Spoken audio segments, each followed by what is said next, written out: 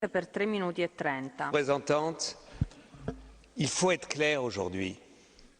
Pour beaucoup de Palestiniens, et je reviens de Ramallah et des universités palestiniennes, deux solutions n'est plus à l'ordre du jour. Les Israéliens n'en veulent pas, ne nous mentons pas.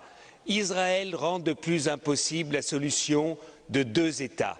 Nous défendons avec raison deux États. Mais il faut mesurer la frustration palestinienne. Et ce que je ne comprends pas, nous soutenons, comme les socialistes, l'initiative du président Abbas à l'ONU. Et je trouve la phrase qu'il a trouvée en disant « En Moyen-Orient, il n'y a pas un État de trop, mais il manque un État ». Donc il dit « L'État d'Israël est légitime, mais il manque l'État palestinien ». C'est la phrase que nous pouvons tous signer. Seulement, ce que je ne comprends pas, Madame la Haute Représentante, c'est que vous arrivez ici et dites « Nous regrettons que l'Israël ait décidé aujourd'hui la construction de 1100 ». Au moins, condamnez-le et ne le regrettez pas. Dites que c'est impossible, soyez clairs. Et deuxièmement, même si nous sommes pour la reconnaissance de l'État d'Israël, de l'État palestinien tout de suite, au moins dites aux Israéliens, dites-leur, s'ils continuent les constructions, eh bien vous pousserez les États européens à tout de suite accepter la reconnaissance de l'État palestinien. Faites-leur le même chantage qu'ils font avec vous. Parce qu'avec vous, ils disent on va négocier et en même temps, ils continuent à occuper. Faites de la politique, Madame Ashton. La politique, ce n'est pas de la prière. Aujourd'hui, il y a en Israël des centaines de milliers de personnes qui s'opposent à la politique de Netanyahou. Il faut que l'Union européenne, il faut que nous, ici, nous soyons sincères et Monsieur Tzanok, ne soyons pas cyniques. L'État d'Israël a été reconnu unilatéralement par l'ONU en 1947 et c'était juste. C'était juste. Il n'y a pas eu de négociation avec les pays arabes et c'était juste. Et quand Monsieur Tannock, vous nous dites qu'Israël soutient les Palestiniens avec de l'eau, Israël vole l'eau des Palestiniens et leur revend. C'est ça que vous appelez soutenir? Enfin, il faut arrêter un peu avec notre cynisme européen.